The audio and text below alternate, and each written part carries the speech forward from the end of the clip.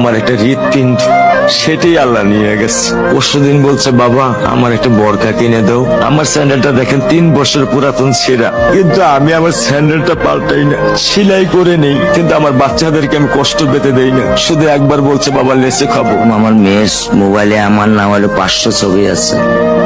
আমি এখনো সাহস পাইনি আমার মেয়ের একটা ছবি বের করে দেখতে। আমার সে সাহস নাই।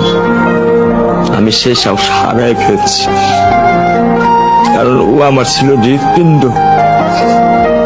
ওর জীবনে এমন কোন চাওয়া নাই যেটা আমি পূরণ করি নাই। পরশুদিন বলছে বাবা আমার একটা বরকা কিনে দাও। আমার চাচতো ভাই বললো ভাই ইসলামপুর থেকে 300-400 টাকা পাওয়া যায়। আমি সাথে সাথে নিউ মার্কেট থেকে আমি 1000 টাকা দিয়ে আমার মেয়েকে বরকা এনে দিচ্ছি। আমি দরিদ্র, ভাঙা বাসায় থাকি।